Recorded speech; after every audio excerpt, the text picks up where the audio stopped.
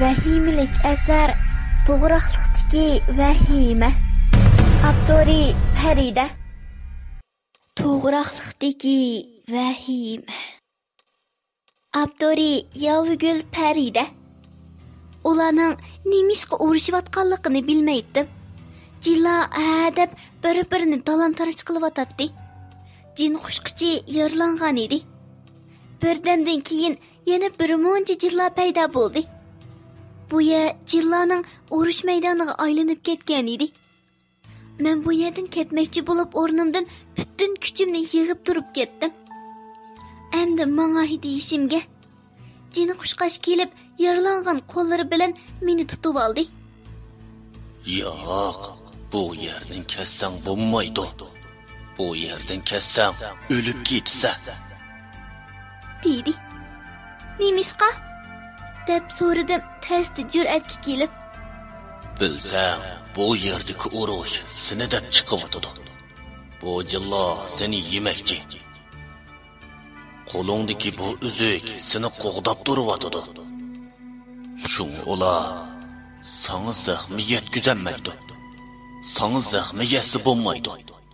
Chunki sen mening taqdirimdagi qiz. Nima? Bir xil hayronlik ichida turatdim. U meni qo'limdan tutib elib mangdi. Jilla urushgan pet qiyib qoldi. Qattiq bir quyun chiqib, on meni uchirib ketdi. Men yana qo'rqib atrofga ko'z yugurdim. Men yana qon to'lgan ko'l bo'yiga kelib qolgan edim. Sezmasdilla ko'zlarim qon to'lgan ko'l yuziga tushdi. Ko'lning ichida yeshil nur chaqnab turgan bir ko'z menga qarab tikilib turadi. Tinim shunchalik shurkinib ketdi. Ko'l bo'yidan ketmoqchi bo'lib mangdim. Lekin hech bir qadamlarim oynaydigandek emas edi. Ko'l ichidagi qon menga qarab eqib kelyotdi. Bekli qo'rqib ketyotdim. Butun kuchimni yig'ib yugurishga boshladim. Yugurib, yana qiyri to'g'riqning yeniga kelib qoldim. Najrat yo'lnishimni o'zgartib mangdim. Lekin yana shu qiyri to'g'riq bilan qonliq ko'l atrofidan ketolmadim. Qanday qilishimni bilolmay, qo'rqinish ichida o'ylanib turib qoldim. Tuyuqsizla susqini kulgi ovozi anglandi. Yuragim qartidi qilib qoldi. Acaba yana jin paydo bo'lganmidi? Kulgi ovozi bara yiqildi. Ay tuyuqsizla yurib, atrof yurib ketdi. Men ay yurig'ida atrofga nazar tashladim. Yaqinli yerda yo'l ko'rindi. Tova, to'g'riqlikdan chiqib ketadigan yo'l yaqinlikkan-ku. Kechidan ajab topolmay yuribdiman. Deb o'ylag'ach, tez qadamlar bilan yo'l ko'ringan tarafga qarab mangdim. Tuyuqsizla orqamdan bir qizning jaraqliq kulgi ovozi anglandi.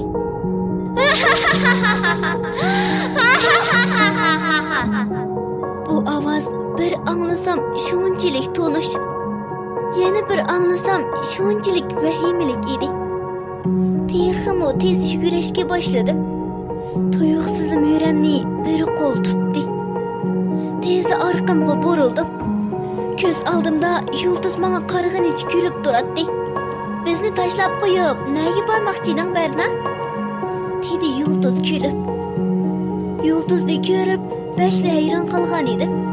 Gap so'zsiz xiyol bilan qopdiman. Yura, Gulzar bilan ikkimiz bir o'ngirga kelib seni saqlab o'ldirdik. Yulduz shundoq deb qo'limdan yedilab mangdi. Nima ishlar bo'lib ketyotgandi? Yuz bergan ishlarning qaysi rost, qaysi soxtadir? Faqat bilinmayotdim. Qiziq.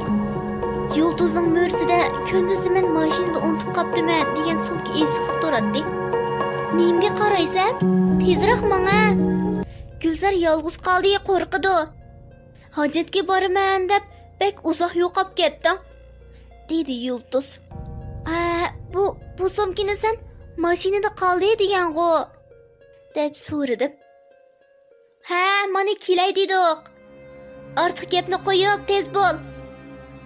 Yulduz shundoq deb kulib gapni buraverdi. Yulduzning kulgilarimi boshqacha tuyulayotdi. Tuyuqsizla xiyol ekranimda yulduzning jilla orasidagi echinish holati g'ilpal o'tdi.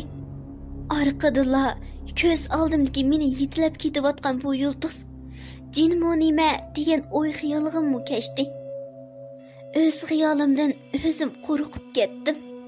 Yulduz qo'limdan tutib bir o'ngir oldiga elib keldi. "Yura adash, ko'rayli", dedi yulduz. Qo'limdan tortib, ko'nglim bir shumliqni sezgandek bo'lib turibli qoldim. Arqamdan heliqi jin qushqichining meni chaqirgan ovozi anglandi. "Berna, u degan do'sting emas, u degan ovozdi." U shundoq deb men tarafga qarab yugurib keldi. Tezlik qo'limni yulduzning qo'lidan tortmoqchi bo'ldim. Lekin u qo'limni bahli ching tutib oldi. Tezlik yulduzning chiroyiga qaradim. Yo'q! Yulduz emas, rostli jin edi.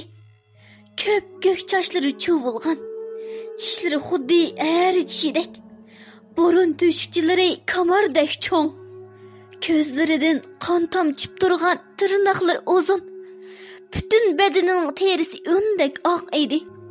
Varqirganimcha uning beligimni mahkam tutgan qo'llarini kuchab silkidim. Uninggacha jin qushqichimi yenimga yetib keldi. Ikki jin yana urishib ketdi. Men nima qilarimni bilmay, qo'rqinish ichida turibli qoldim. Jin qushqichi yenidan cho'ng bir xanjarni chiqarib, yulduz qiyofatiga kirib olgan jinga kuchab sanjidi. Uningdan chiqqan qon xeyli bir yerlargacha chachirgan. Hatto mening yuz ko'zlarimga chachirab ketgan edi. Qo'rqinishdan aran nafas eliyotdim. Butun badanimning qora ter bosgan edi. Jaloqlab titrayotdim. Jin qushqichi yenimga kelib, yuzimdagi qonni eytdi. Uning sesib ketgan go'shga o'xshaydigan qo'llari yuzimga tekkanda bo'lsa, tiyiximi qo'rqib ketdim. "Qo'rqma, Berna. Men bo'lsamla hech kim sangiz ziyon yetkazolmaydi." U meni o'zini qo'rqayotganini sezmayotganmi nima? deganlarni o'ylab ulgurdim. "Yur, bu yerdan ketayli", dedi jin qushqach qo'limdan tutib. "Nega?" qo'rqinish ichida so'radim. Ovozim aran chiqayotdi. "Bexatar joyga, ya'ni mening uyimga." Jin qushqichi shundoq debla qo'limdan yetilab elib mangdi. Manga atrofda jillabar bir yo'lga kelib qoldik. Atrof shunchalik vahimalik edi. Hamma yer jasad bilan qoplangan. Jasadlarning atrofida jilla yuratdi. Ba'zilari so'ng qajilsa, ba'zilari jasadlarning ich qornini, uchay bag'rini sug'urib yigilib turgan edi. Qaysi bir holimni aytay? Qo'rqinishimni aytaymi yoki ko'nglimni elishlarinimi? Ishqilib, bakli beyaramchilik va qo'rqinish ichida qolgan edim. Jin qushqichi ko'zimni qo'li bilan itibla meni ko'tirginiga elib mangdi. Atrofdan har xil vahimlik ovozlar anglanayotdi. Meni taraf-tarafdan "Berna! Berna! Berna!" deb chaqirgan vahimlik ovozlar anglanayotdi. Qo'rqinishdan o'zimni sezmay jin qushqichini chin quchoqlab olgan edim. Bara ovozlar ozlab, orqadan ostilab yo'qab ketdi. Dimiqimga yana xushpurak gullarning hidi urilishga boshladi. Quloqimga suvlarning sharqirab oqqan ovozi va qushlarning yiqimliq sayrashlari anglanayotdi. Jin qushqichi meni yerga tushirib, ko'zimni qo'yivetdi. Men yana yiliqi go'zal bog'da turatdim. Qaraganda bu go'zal bog' jin qushqichining uyi bo'lsa kerak. Bo'layotgan bu ishlarni o'ylab, tegiga yetib bo'lolmadim. Yana jin qushqichidan bo'layotgan ishlarning nima ish ekanligini so'rag'im keldi. Men qanday bo'lib bu yerga kelib qoldim? Ular nima ishqa meni yemakchi bo'lib yeyolmaydi? Gulzar bilan yulduz qiyni. Yana sen nima ishqa meni qutqizasan? deb so'radim jin qushqichidan. U menga birdam qarab turib etib, mo'ramdan tutib atrofini gullar qoplagan o'rindiqda o'ltirg'izdi va ig'ir birni tinivetib so'zlarini boshladi. Buni mening o'tmishimdan boshlab so'zlashga to'g'ri keladi. Mening dada Qushqoch jilloning podshohi. Opam bo'lsa odamlar dunyosidagi bir go'zal edi. Men odam va jin qushlarning qinidan orlash bo'lgan jin qushqichi. Men tug'ilganda qo'limda 2 uzuk bor bo'lib tug'ilgan ekanman. Onam birini elib dadamga beribdi. Dadam odamlar dunyosiga berib, bir bo'yga bo'lgan ahvolni aytib, bu uzukni uningga beribdi. Bu uzuk men 18 ga kirgan yili kimning qo'lida bo'lsa, shu mening taqdirimga bitilgan umrlik hamroyim bo'ladi ekan. U kun dal sen uzukni sog'gan kun ekan. Shunga sen mening umrlik hamroyimga aylanding. Shunga sana hech qanday bir olvosdek ziyon yetkazmaydi. Qara, qo'lingdagi uzuk nur chechibotadi. Dedi jin qushqichi. Qo'limdagi uzuk yaltiroq yeshil nur chechibotadi. Undaq bo'lsa, yulduz bilan gulzar qani? deb so'radim. Ularni boyqa olvosdilar yevatdi. Mening ularni qutqizishga amolim yo'q. Kechir. deb meni asta quchoqlab yoshlarimni surtdi. Nima deyishimni, nima qilishimni bilolmayotdim. Endi qanday qilaman? Men uyimga qaytishim kerak, dedim. Jin qushqichiga iltijo bilan qarab. Qo'rqma. Men bor. Yenimda qilishni xohlamaysan. dedi jin qushqichi. Men asta beshimni chayqadim. Men qandoqmi bu yerda jilla qoplagan bir makonda qilishni xohlay. Jin qushqichi eg'ir o'ksindi-da. Ma'qul. Men seni opirib qo'yay. dedi. Men asta beshimni lang'ishdim. Amsi yur. U shundoq debla qo'limdan tortib elib mangdi. Biz yana yilqi jilla qoplangan yerga keldik. Jilla qoplangan joyga kelganimizda put-qo'llari cho'loq, eg'iz burnini qonning dastidan ayirg'ilimi bo'lmaydigan, tallari sesib sangilab ketgan jilla bizga qarab etildi. Jin qushqichi bir qo'li bilan meni chin quchoqlab olib, yana bir qo'li bilan bizga etilib kelayotgan jillaga taqobil turdi. Shunchalik qo'rqib Biz g'ayri mushaqqatda oxiri jilla bilan qoplangan yo'ldan chiqib ketdik. Biz qiyri to'g'riqning yeniga kelib qoldik. Ichimda endi qutuldim bo'lg'ay deb o'ylab turishimga to'g'riqdan shirqirab qon eqishga boshladi. Orqadala bu qalla orasidan turqi bakla badbashira, uzun sochlari chuvilgan, badallarining, yuzlarining butun terisi ko'p-ko'k.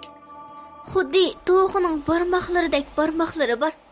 Ko'zlaridan nur chachirab turgan bir maxluq paydo bo'ldi.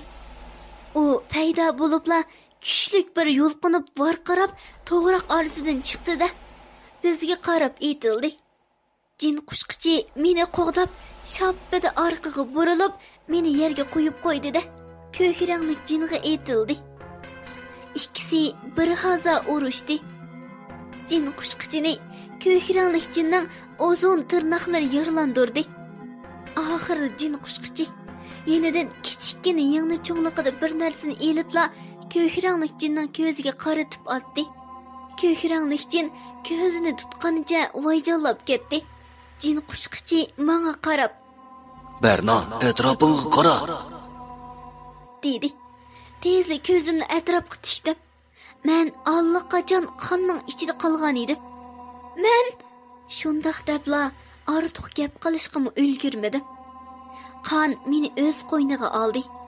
Yiroqdan jin qushqichining "Berna, Berna" deb to'g'ligan ovoz anglanib o'tadi. Ko'nglim aylangandek bo'lib, barcha sezimlarimni yo'qotdim.